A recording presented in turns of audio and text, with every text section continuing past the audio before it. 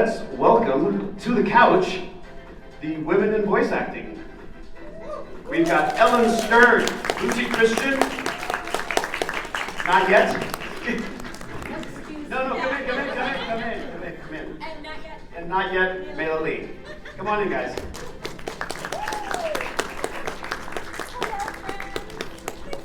Hi there. So, one of my favorite moments of the weekend was that I did the entrance, and to my DJ instincts, I have music playing, and I had somebody go, "This isn't going to play while we're talking, right?" And I was so tempted to be like, "What? Yes, of course you are. You know, you gotta have some beat in the room."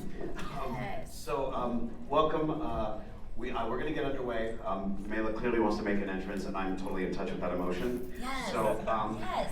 I would love you guys to talk about. I just did the thing. I just bragged for about 2 minutes. Okay. So I want you, both of you, to brag. Tell everybody what they would know your work from and what you do. This works.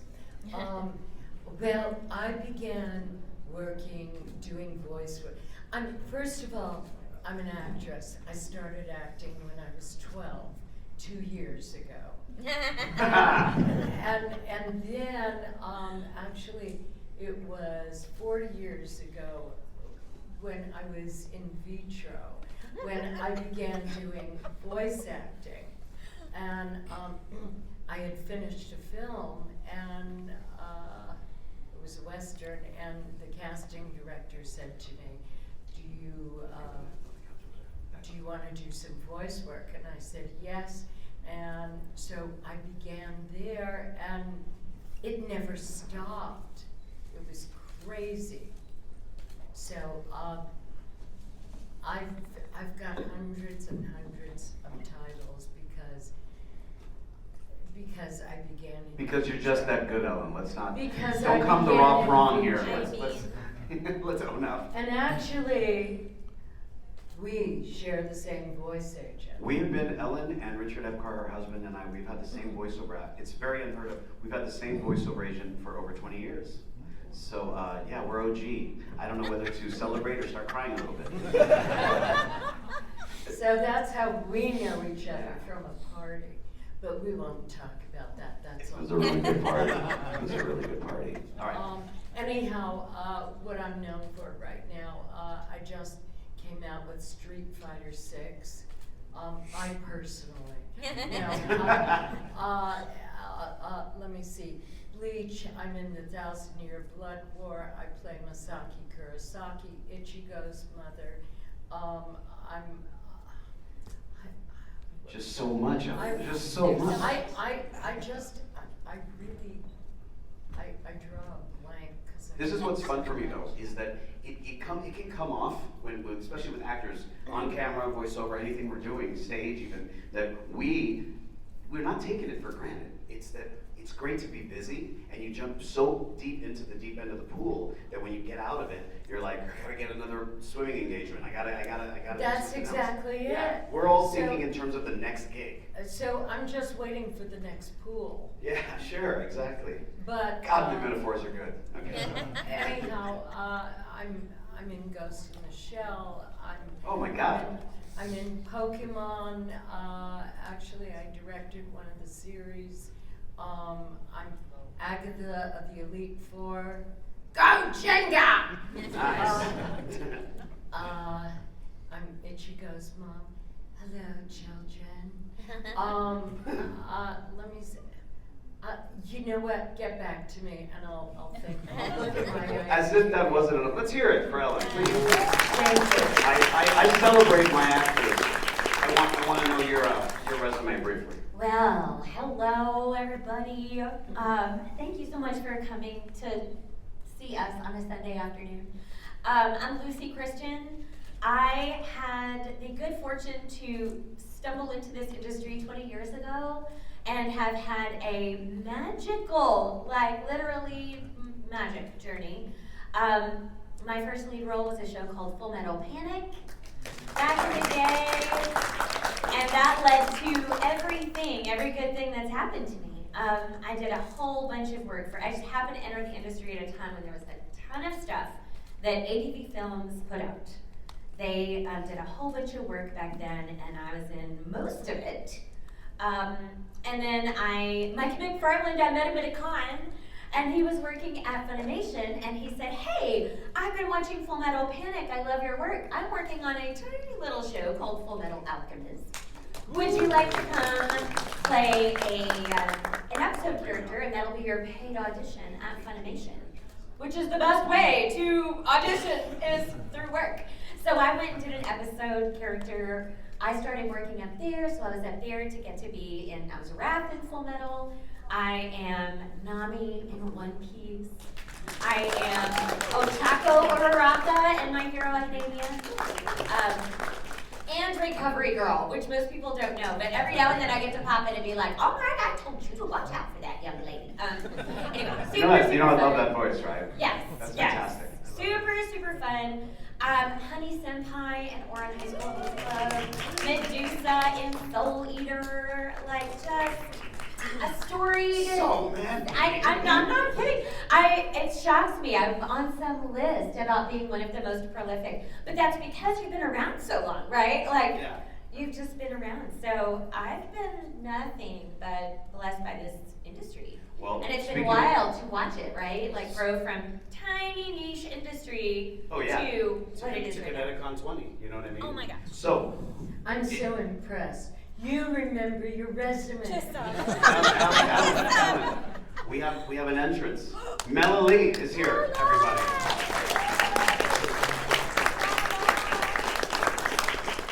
I love it. So what we're doing, wherever you want. I'd say right here. Yes, Girls Club. Yes. Yes. And yeah, that should have been the slogan for this this panel. It's women in voice acting. So yeah, Girls Club, love it.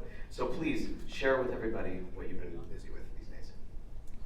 I've been cleaning. Fantastic. Feeding the cat.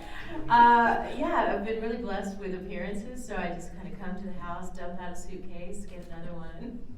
So this whole next week, I'm gonna actually make my bed. I so wish you would end right there. You guys, so that's it, guys. That's it. Thank you. Thank you. Clean your house. Honesty is the best policy. It is. I'm working on Apex, and I have 5 AAA games coming out in the fall that I can't talk about. So, but really exciting to be back in the studios.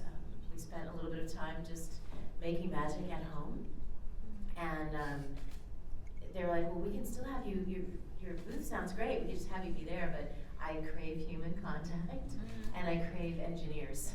Because we don't want to do our own. That was a very engineering. strong statement. Oh, yes. Yeah. I learned a lot. You birthed them. Yes. I was one of those people that had never really recorded yourself by the time we had the pandemic. So I had about 2 weeks, like everyone else, to figure out how to record myself. It's the exact same setup, and I just could not run back to Warner Brothers and the studios fast enough. Engineers are so unsung. They make us sound like superstars. And we are covering voice acting, you know, Yes. as an art form, but also as a job. And it's unsung is a really good term because engineers, you want them on your side. I mean, Yeah. they move things along. And I've been in so many sessions, and Warner Brothers specifically, ADR5, where they Love me some ADR5. For the uninitiated, most of the games that you're very familiar with that are from Volition or Warner Brothers Animation, those projects, they come out of that ADR room downstairs in the Warner Brothers lot. And the engineers sometimes, especially post-pandemic, they're alone. And they kind of are, it's like the director gives them the reins of the horse and go. And they're so talented, and they know when they've gotten enough to move on and not keep you, doing the same thing over and over again. Because everybody wants to earn their paycheck, I feel always, when they're in the booth. When you've got all the clients and the director, somebody's like, yeah, let's do it again, just mix it up. And the engineer is like, we got it like an hour ago. Like, we're ready to go. And when you're, working with your voice, it's really important. That being said, it's not a gender thing, it's an actor thing. Are there stories in the booth that are memorable for really yes. absurd reasons? Ellyn, I would love to hear some. Let's hear one. Oh my gosh, where to start?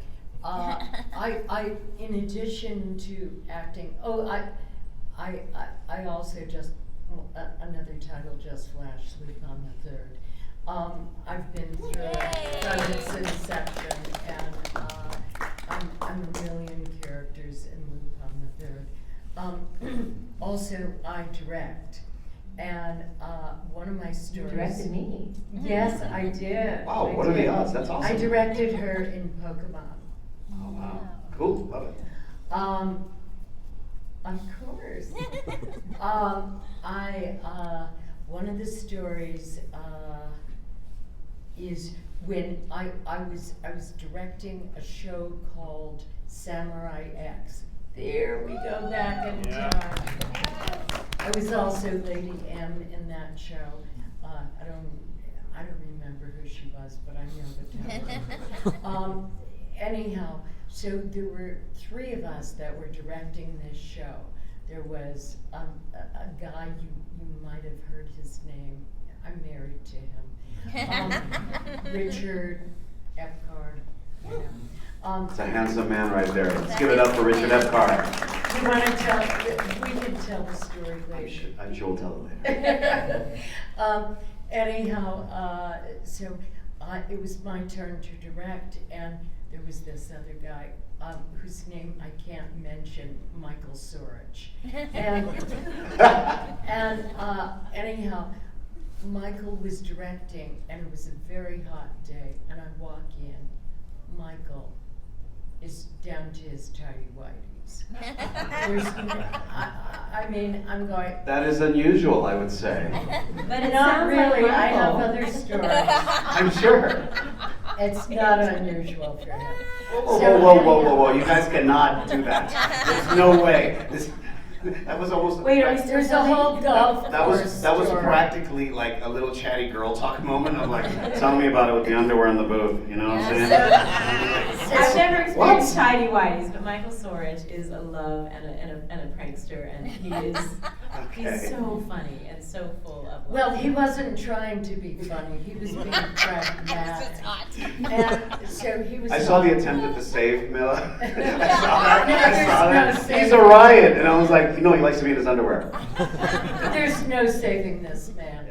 Anyhow, so I walked into the woman who was managing the studio, and I said, Mariana, Michael is wearing no clothes.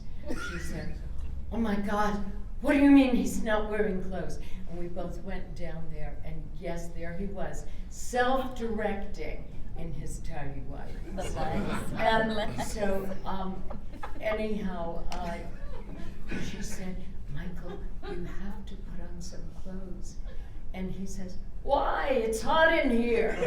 And so anyhow, that's one story. Then there's another story. Is it another underwear story? No, it's forgive me, this one's kind of funny. I was doing a Wallace session, and this was back in the days when the studios were, the booth was the size of a telephone booth. Remember, I started with the dinosaurs. So anyhow, I was with these 2 guys. One guy kept letting gas. The other guy kept giggling. And so, and it was unbearable being in the booth. So finally. You can't throw that away. No, It was unbearable no, because he was no. passing gas so much. Right. Real So time. anyhow, the engineer was cracking up, and he finally said, you're in there with the gas man and the village idiot. I don't know that we're going to be able to improve on that, Mela. I'd like to hear something crazy. I don't know. I will chime in though. I gotta say, what's funny to me is this is the last panel of the weekend, and the last day, at least my last panel, last chat panel basically, and it's women in voice acting, and we're kind of leading with, oh, the men take off their clothes because it's They're too hot, disgusting. and Yes. they pass gas, and they're like, what? It's hot, and I'm like, this is so perfect. Like, I'm really grateful for those stories. Maybe this is a late night. Oh. There you go, perhaps. Well, I'm drawn so much like a girl, but I was always a tomboy. And I whether it's the music industry or the voiceover industry, a lot of times it was the voice club. But with Apex Legends, one of the most difficult things when your dreams come true is admitting to yourself and to everyone else that you belong there, that they were supposed to come true. And I remember being in the booth and everyone was so kind. The Apex team is extraordinarily insightful. They really cared. They would want feedback, but I didn't know that I had permission to put more of myself in the character or correct a writer. Like, I didn't have that strength. But I've been working with that team now for 4 years. And it's such a wonderful thing to become a woman in the industry and own my strength and own my voice. Because you're so grateful for being there, you have a tendency to carry, little girlness in there. You don't want to. And good old-fashioned imposter syndrome. Yeah. Straight up. And I've had the luxury of working with such giving and kind and intelligent team. The head writer at Apex is a woman, and but a lot of altogether the collaboration and just to reimagine the world in that light. Because I think we talk often about the difficulty of being neurodivergent or being a woman or just being diverse, but in the anime and gaming industry is this microcosm of what I think the world really should be, aside from the tidy whities. There's a place for the tidy whities. Let's not be rude. And I will have a story about Michael in a second. But that. Oh, there's so many. It's a good one though. I think I used to have so much anxiety coming to a convention or even going into the booth because I still imagined I was walking into, middle school, primary school, high school, college, waiting for bullies, right? So sometimes we imagine that the world is as it was. But the truth is, when I come to a convention, it's all us. Yeah. It's all of us from that table at lunch, right? Right. We took over the world. Everybody wants to watch what we love. I always say Everybody we wants won. to- That's why I right? dash go. We won. We won, It's right? that simple. And it took me Yeah, to let's do hear it. right? We won. That the world is now conscious of kindness, of diversity, of Kellen Goff, a friend of mine, he was like, you would never imagine, he's like, well, I was autistic, you can't be a good voice actor if you're autistic, and I'm like, Kellen's doing okay, you He's guys. doing great. He's crushing the game. There's so much room for all of us, and I think my booth story is the arc of almost apologizing for being there to knowing that I belong there. That's a beautiful story. Sure. Do you have a memorable one? Mine is not that eloquent. I was saying we all have them. But I will say that we all do. There are times when you feel super new. And I was not super new, but the very first time, there's a show I did called Appleseed. And for the very first time, the Japanese director and the Korean producer were in the studio with us. And I very badly was wanting to make a good impression. I was super nervous. I don't play a lot of badass women. I mean, I play a lot of great people, but not a lot of tough people. So Junin, I was super into it, and I was really on my A game. And in the beginning, cathedral's blowing up, and she has to run and dive under a door and get up and they all cahoot out there with the interpreter, and everybody's cahooting. And the director comes back and says, hi, okay, that was good, but we need you to do it again, and you need to be like, running faster. And I was like, okay. So I'm doing it, and we're doing it, and I'm like, running faster. And I finish, and I look out, and I don't see any heads because everybody is laughing. Like everybody's like, and doing this and laughing. And finally the director comes up and he's like hitting the button going, I mean, act like you're running faster. Don't say running faster.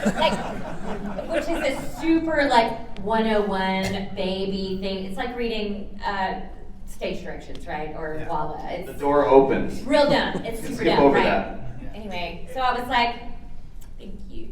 Also though, my character flaw, great character flaws, I love scare videos.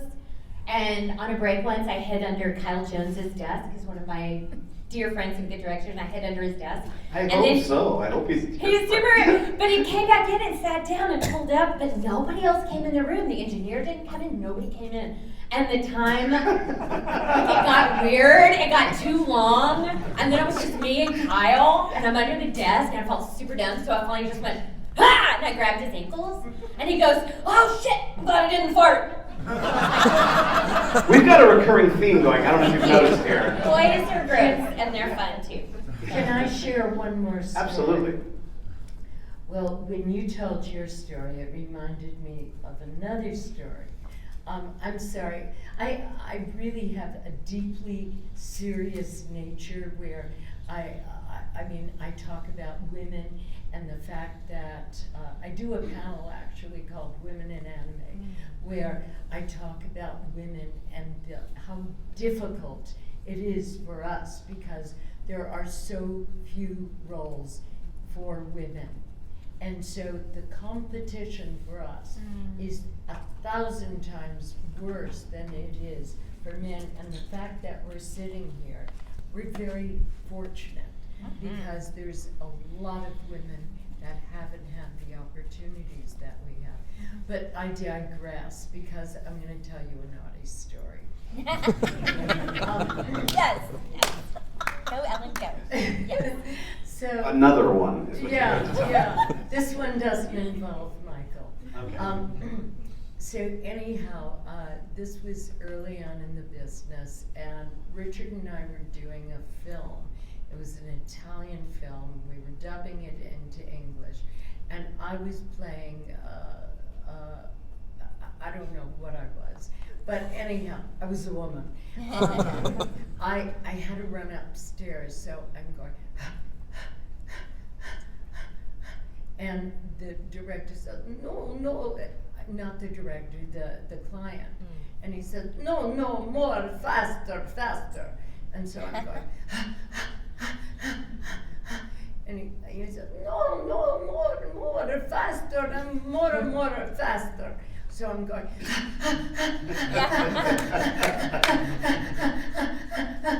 and he goes, oh, this sounds like orgasm. Specific. Could have picked anything. There's no one under 18 here. Voice acting is a delight, is what we're saying. Yes. So in my experience being on the couch, I welcome more than any host, moderator, MC.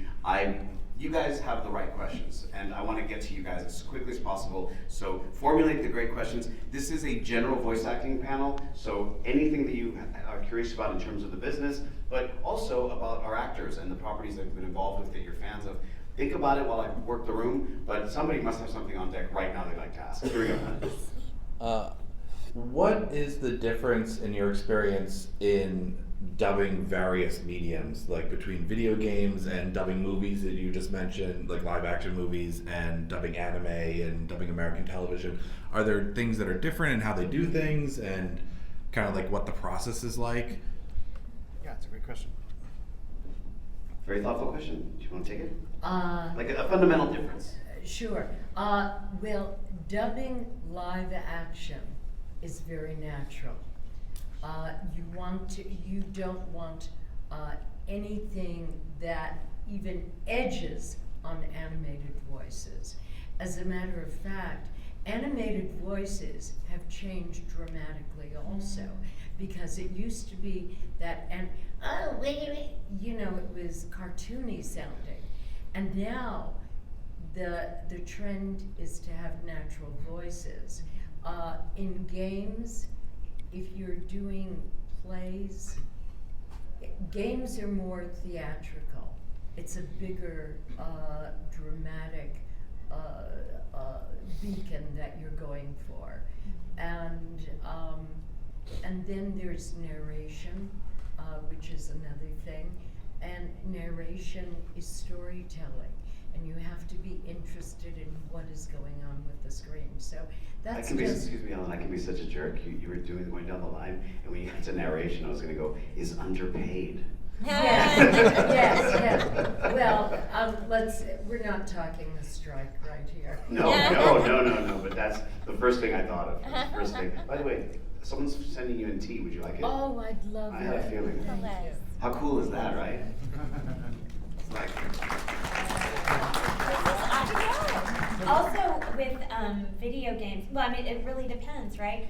Some that are like fighting games and stuff, sometimes it's just an Excel spreadsheet of grunts. reactions. Yeah.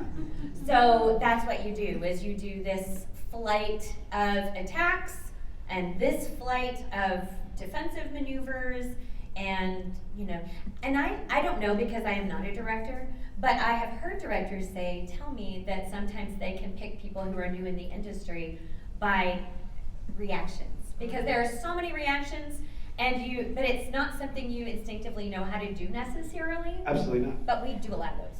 You know what, I just have to say, because I direct a lot, I would never choose anyone on the basis of their ability to do reactions. But that is a very, very specific talent. And some people, I mean, generally, I always like to choose people who are actors first, and as opposed to voice actors, people who just do voices. But doing efforts is a talent. Well, so much so. I mean, I've seen in the last 15 years, when it was actually about 10 years ago specifically, when games were hitting so hard that they were trying to use the same model, which it didn't pay off, and I'm glad. They were going to go for celebrity voices straight across the board. Oh, yeah. It was going to be rock stars and movie stars, and they wanted to get in on that gravy train too. So I saw this firsthand, and it's not limited in voice acting, but it's certainly relevant to what we're talking about. Is Drake, the singer and rapper, came to work on Gears of War 3, and he got to the efforts, and he said, "I can't do this." And they were like, "What do you mean you can't? You try it." He's like, No. I have a concert this weekend. Like, I cannot physically do this. That's not my job. This is someone else's job." And straight up, and he had an entourage of like 10 people. And everybody was happy that he was there and that he was going to do the job. But he was smart enough and didn't try to fake his way through it or whatever, which most actors would do that, given the opportunity to be in this franchise. And who they hired in his place who was smoking hot, kind of for the same reasons, was Michael B. Jordan. And Michael B. Jordan's an actor's actor. He showed up to play. He was ready. He was going to throw his voice out if he had to. And he killed the role of Jay Stratton in Gears. And I remember that moment. I thought what you were saying, Ellyn, actors first. Actors first. It's with efforts and anything else, actors first. And those of you, there's a lot of aspiring voice actors at CONNECTICON and in this room. And I would say that's the million-dollar question, if you will, always at these panels is, how can I do what you guys do? And everybody universally now, especially our generation and other generations after our generation, are all saying, be an actor first, know how to do the job of acting. Exactly. The voiceover stuff and the efforts and everything else will fall into place. I can't imagine going to any job, I'm sure you guys are the same way, where we're like, well, there's some stuff that I won't do, in this, it's like, you show up like, what do you want me to do? We're actors, it's human behavior. So I need another question, something I give you guys some time to think it through. Here we go. Keep on. So before I forget my question, I've always been interested in like the books on tape, like not like reading them, but like voicing them. Like, would they go to actors, and then you guys, if they couldn't find like an actor that's willing to read them? Sorry. It's The funny, question but was, it's would they go to actors, and then they would go to the three of us? It's exciting. I think you We meant, would are they go to celebrities? We are Yes. actors. Okay, yeah. Right.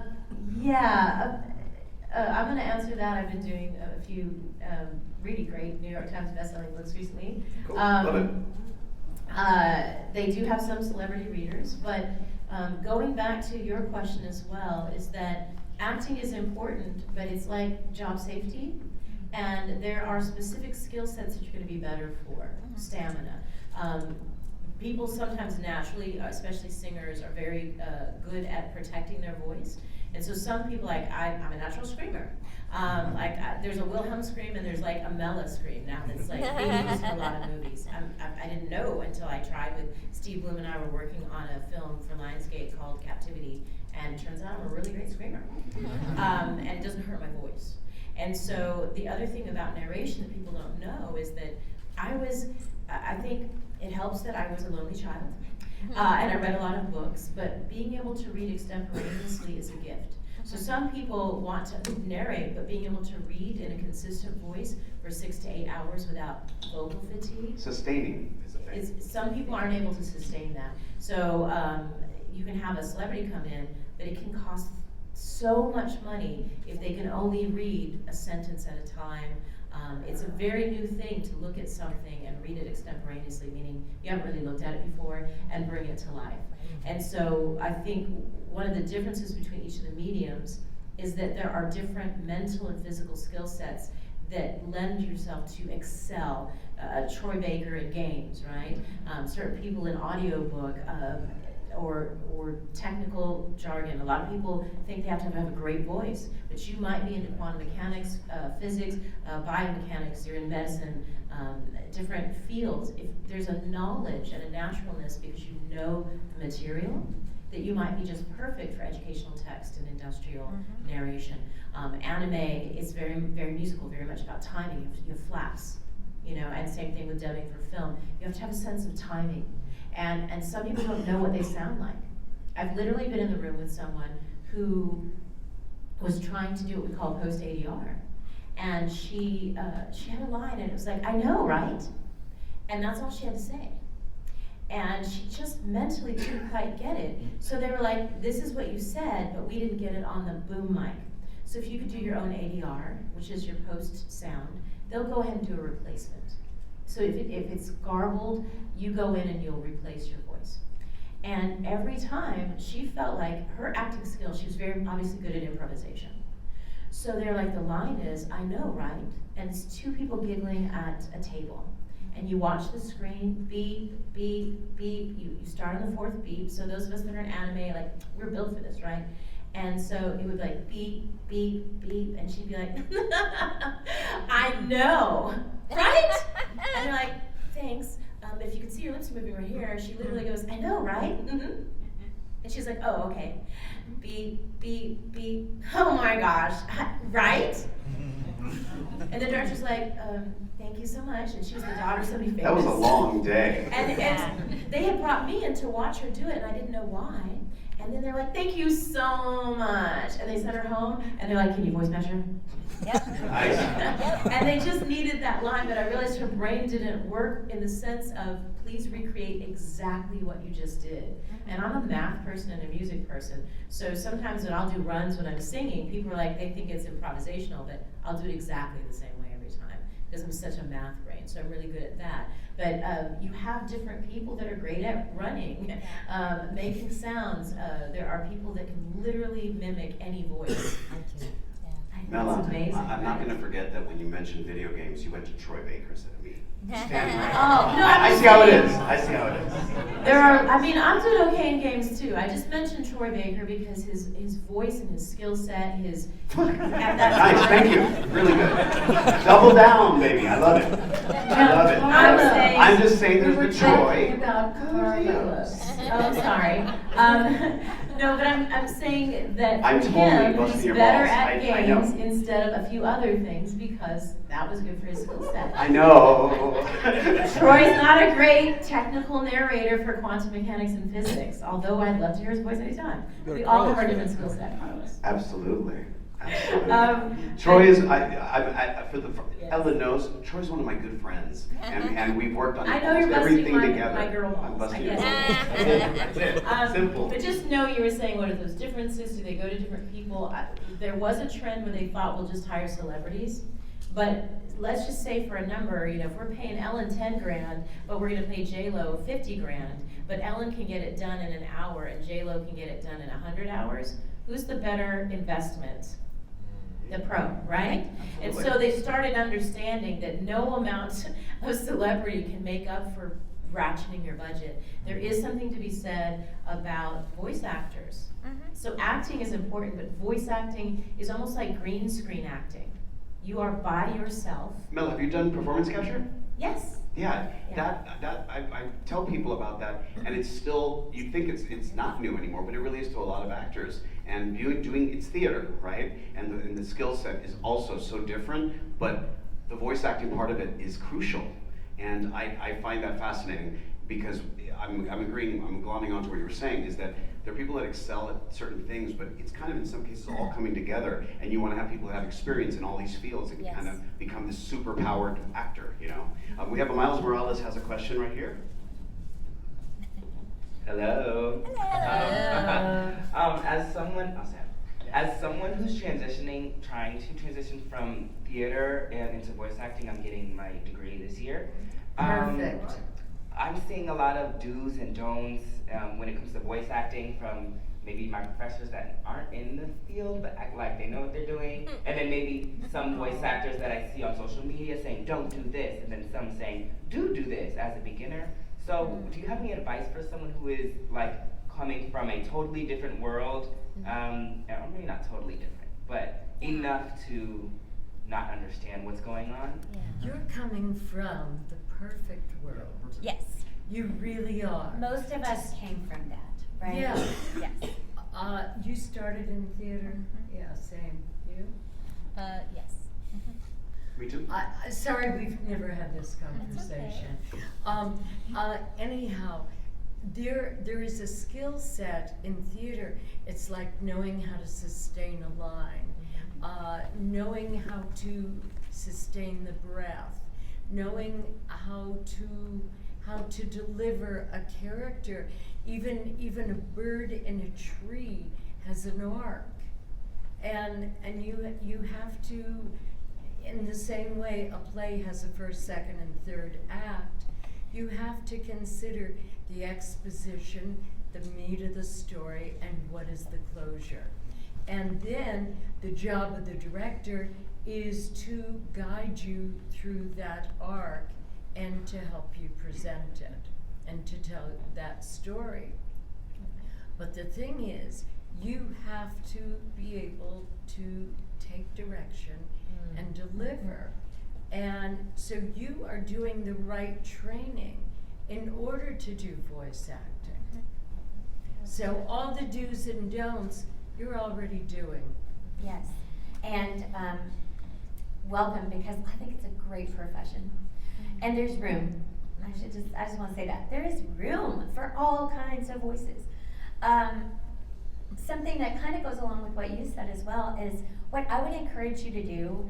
That I see some people maybe fall into the trap of thinking that voice acting is this monolith one thing. And what has sustained me for 20 plus years in this industry is a basket of work that is all of these different things, right? Audiobooks, industrial work, training videos, commercial work, anime, because it all is gonna come and go. That is the nature of the beast, and it will break your heart if you let it, right? It'll just crush you. So I encourage you to look at building a basket of things that you do and people you work with that you enjoy, right? I still have people I work with 15, 20 years because we love working together and we do boring training videos, you know? But I love it, and we'll do it until we fall dead. Like, Yes. it's great, right? It's great. So I Every day encourage you to- every day at work is a great day. You know what I mean? Yeah. That's the beauty of making a living on any level as an artist, is that, you know, I see people complain on sets or you know, at the soundstage, and it's like, really? You're upset? You're upset today? Today. It's a Today you're gift. Every time you get a job, it's a gift. Absolutely. And it's not that we ever make it. Nobody makes it. It's a journey. Spoken like a director and a teacher. Absolutely, absolutely. And do you know that when people are giving you advice, it might be for different aspects, like you never do certain things in audiobook that you do in games. That's why you need to understand, and even if you're in one field, like animation, DreamWorks animation is different than Disney, is different than Adult Swim, right? So you get to know it, and sometimes people are telling you, and you guys have to know that we're changing so quickly, that someone who was working in 2012 may tell you exactly how to make it in 2012. Correct. But it's 2023, It's different. right? So, and it is hard to sort through all of the advice that people give you, including us. But know that in this industry, you are allowed to discover, make mistakes, and grow. Yes. Half of my resume, if I go back and listen to it, I'm like, oh my gosh, I would do it so differently. But I somehow still got the job. Okay? Yeah. So you're allowed to not be your ultimate self from the future. There's plenty of work for you right now in the present. Let's hear it for that. I like that. I like that a lot. Very well said. We have one more question right here. Can I just add one thing to all of what we've said, and everything that you're both saying is just so perfect. Don't stop training. Don't stop growing. Don't stop learning. And consider all of it training. All of it. The pursuit of it is training. And the thing is, don't stop your theater. Yeah. Don't ever stop that. It's what I miss most. I don't know about you guys that I started still this. do It's it. what I miss more than anything else. I still Say, do what would it. you want to do? What's the dream gig? Is to go back about 10 years and be doing a play while I'm rehearsing the next one. That was paradise. It was absolute paradise. All right, question. All of you have had long careers. What are your strategies for taking care of your voice over all of this time? Sometimes you have to go back and do another character. Rin Josica, for instance. Sorry, I was yelling a lot yesterday. And then not just like remembering how to do it, but also, as time goes by, voices change, and how do you maintain that level of consistency? I've been very fortunate as a singer to have a fairly consistent voice and wide range, and so, and I also don't do anything that's not sustainable. So when I do a character, whether it's Jade from Mortal Kombat, Or Tiki from Miraculous Ladybug. they're very accessible within my natural range. And I think there's a thought that we're straining to hit a higher character or straining to be older, but we'll find those textures in our instrument that come most natural to us. I can be an older woman quite easily, right? And I can also be a young person, but it's Right, so it's you start to come within yourself, and it may seem like on the outside that we're really stretching and hurting our voices, but we're finding just different pieces of the string on our instrument, Scale. Yeah. right? And so when your character is essentially, for me, Rin Tosaka is very much like me. I even had her uniform in my high school, and I was slightly prissy and lonely. I'm sorry, I dress now. But you go back to the core values and experience, and those things naturally come out of you as that voice. If you're not just doing what people think is just voicing, but it's voice acting. And so the characters, like they almost come from like different parts of your soul, and you kind of pull them, and the voice comes out 10 years ago, 10 years from now, identical because of where it comes from, and it's a very natural place. And I think the times you have trouble is when you are manufacturing something outside of your natural instrument. You can really bear down on a violin or Stradivarius, but the strings will break. So the job is for you to measure the temperature of your voice, and that's why we warm up, or we try to take care of it. But sometimes you can't press as hard on the strings. And so you really get familiar with your instrument in that way, and you're kind to it. Go ahead, Ellyn. Back in the days of the dinosaur, when I began, there wasn't a way to know what the voice was when you had auditioned. I remember somebody saying to me, "Ellyn, you got the lead. Do the lovely voice." And I'm going, "Which lovely voice?" "What lovely voice?" He goes, "You know, the lovely voice. The lovely voice that you do." And I had auditioned for this character 6 months prior. I had no idea. So I came up, this is history, ladies. I came up with this concept that we would save all the auditions, and therefore you Voice would reps. be able to hear them when the time came up. That's incredible. That's standard now. It is Yeah, standard. it was me. Check it out, let's hear it. Thank God for you. So we have a question from Luigi. I would like to say I've been please. NAMI for 16 years. That is a long time to be one person. And I think in this show, like only like 3 years or something has passed, or 4 years. I mean, there's the 2-year time skip, but I listened to us in the beginning. I'm watching it with my kids right now. And to me, we sound like baby pirates. Like, but I'm grateful that so often the shows give these characters arcs that it makes sense that they mature vocally. Somewhat, at least, you know? So you're always, but yeah, voice refs still work, especially if we've had like 2-year hiatuses with that show. So when you come back, you're like, I would just like to hear where we left off. And Luigi's question? And you do it now. It's like every time you go into the studio, it's like in the morning, your voice is a little deeper. Yes. And as the day goes on, your voice warms up. You know, you go, oh, I need coffee. But anyhow, so when you have a 9 o'clock voice job, you go in and you say, please play my work from the last session so you can match the tone. This is standard now. Yes. Luigi has a question. Luigi. I will say I like being introduced as Luigi.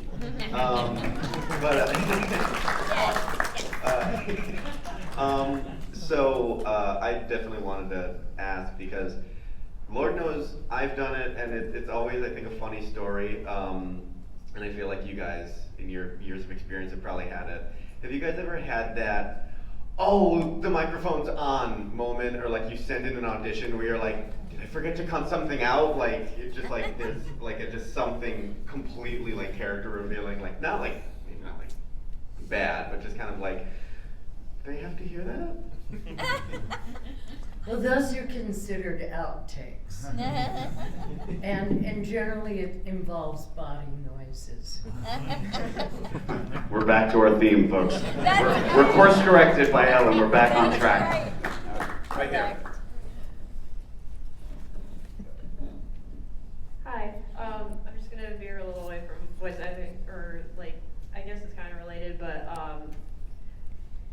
my question was, because there's a point where, at least in my life, I was like afraid to like make mistakes when it came to certain things. I was just wondering, where at any point in your life did you realize that, oh, it's not a big deal if I make this mistake, because I can learn from it and like move past that? I will say, speaking for myself, I think I benefited from not having the internet. Because I did not know, because if I'm screwed up, there was not an online community of people to really witness that. Do you know what I mean? So, I mean, that's just a real thing. I think that I think it's different now for people growing up right now. But it is true, you are gonna make tons of mistakes. And then sometimes you'll work with people and it will not go right and you wish you could have a do-over. Like that stuff just happens. I have found more often than not, honesty is the best policy. It is okay to, if something isn't going right, to say, I am so sorry, I don't know what's going on. All I want to do is help it. Can I help it? Or, you know, honesty is always the best policy. And shut down the internet is essentially what you're saying. I mean, the internet is hard. I think, especially if you're an up-and-coming person, I think there's a natural inclination to want to sort of win over the internet or receive validation from the internet, and that can be real iffy. The actor's life, like I said, y'all, it's come and go. Work is always coming and going. There was a 4-kid step of One Piece, and those actors one day didn't have a job, and we did. And I've been on the other side of that. Sure. Right? That is the way this business goes. And again, it'll break your heart 5 ways to Sunday if you let it. And it's all about sort of having a community of people that you know in real life that are fine. They know when you mess up, and you can be supported through this whole shebang, you know. Great answer. So this is the last of my panels of chat and in this format, and I wanted to do something for you guys, and I hope you guys, I think a couple of you have done this already with me. Would you mind coming and taking a picture with our panelists? Pictures? Everybody get up, come up front. Let's take a picture for posterity and to celebrate women in voice acting. Yes. Woohoo! Women voice acting.